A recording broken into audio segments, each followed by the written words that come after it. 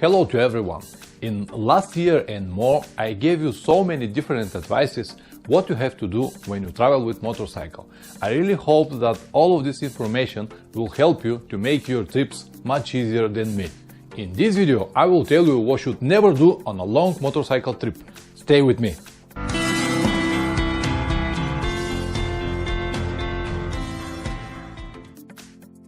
Some people never learn from other riders' mistakes, but I will be positive as usual, and I really hope that you will listen with open minds. I don't have any goals to correct you, teach you or change you. I just want to help you. Number 1. Never ride fast. I said this many times, but I will do it again.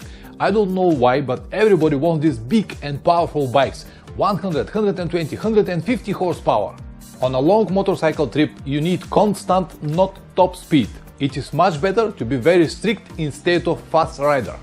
If you ride with 100 km per hour and stop once per 2 hours, you will cover more kilometers for a short period of time than if you ride with 140 km per hour and stop every hour or sooner.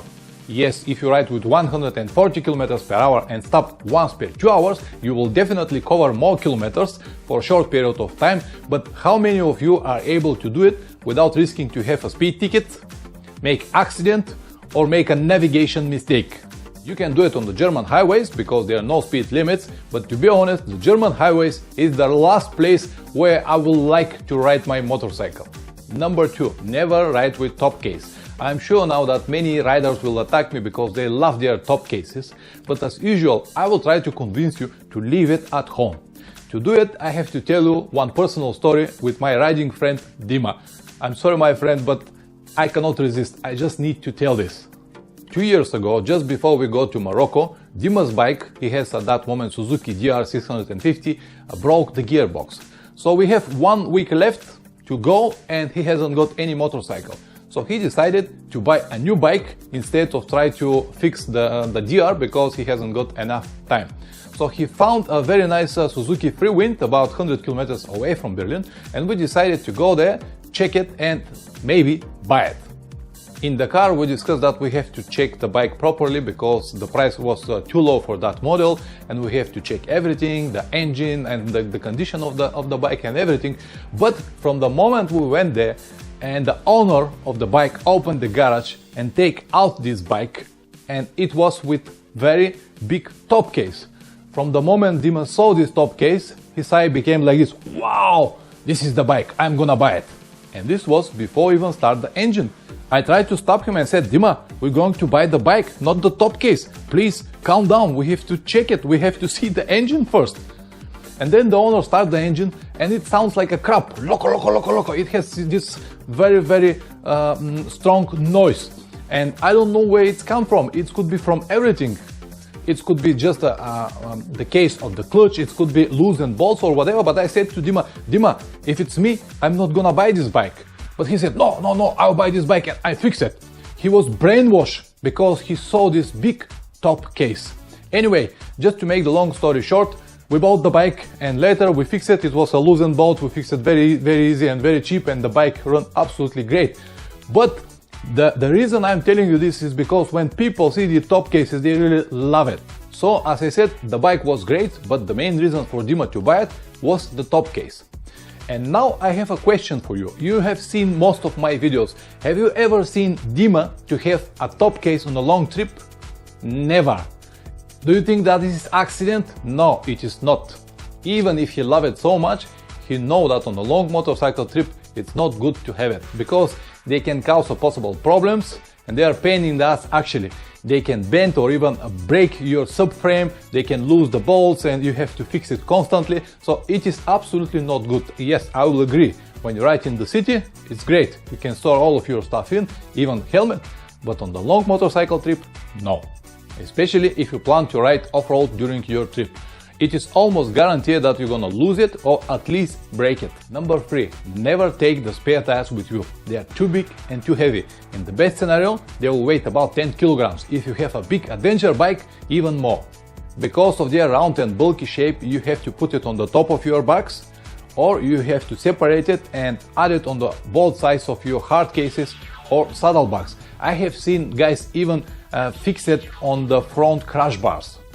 In the first two options, on the top of the box and on the side of the cases, it will be very difficult for you to access all the goods inside. So every time when you need to take something out, you need to remove the tires first. In the last case, when they're fixed on the front crash bars, I'm not sure that you can ride properly because they will touch your knees all the time. Another one cons is that they move all the time because of the weight. So you have to stop every 2, 3 or 400 kilometers to adjust it properly and tighten it again and again. I did it only once for about 2000 kilometers and it was enough to learn my lesson. Okay, but what we have to do if we have a long trip, for example 20,000 kilometers, and we need spare tires? There are a few options. Number one, choose tires to last the whole trip. That's fine, but what I have to do if somewhere at the end of the trip I have a very hard off-road section? Well, in this case you have to make some compromises or use the option number 2 and buy tires when you get there. What about if there is no tires? If it's a small village or small town and nothing about motorcycles, then you have to use the option number 3 and ship the tires before you go on the trip.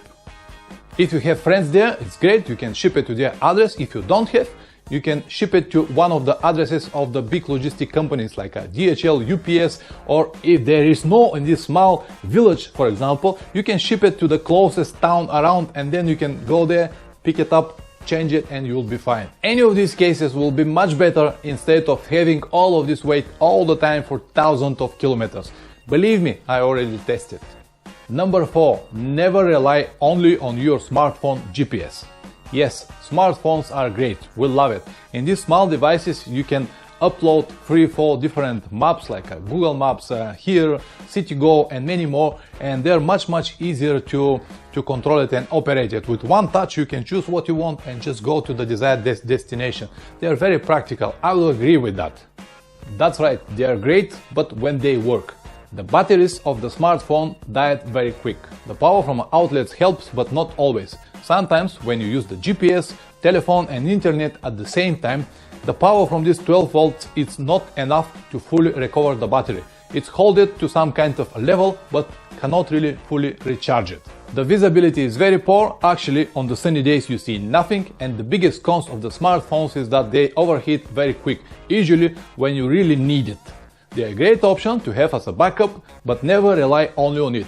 A simple, very simple GPS for €100 will do the job much better than the most expensive and fancy smartphone. And don't forget about the old-fashioned paper maps. They always work, they don't even need a power. Number 5, never go with loud open exhaust. It might sound very cool in your neighborhood, everybody knows that you are around, but you will definitely regret on a long motorcycle trip. When you spend many days on the saddle with that noise all the time, you will come to the conclusion I just gave you. And it's not only for you, it's for all riders behind you as well. Before you go, just make sure that the noise is normal. Also, it should have a DB killer and Euro stamp. In many countries around Europe, police could stop you and ask you for this Euro stamp. Without it, they can charge you and even stop your motorcycle and not let you to ride anymore. So you have to go and buy a new exhaust, fix it, go to the police station and then you can keep riding. That's why it's absolutely necessary to check it before you go. If you don't have possibility to buy a second exhaust, you can ask some of your friends to borrow you just the muffler and you can use it on your trip. When you come back, you will return it. So guys, these were the top 5 things I never do on a long motorcycle trip. I would love to hear about yours on the comment section below. Thank you very much for watching and don't forget to subscribe for a new video every week. Ride safe. Ciao.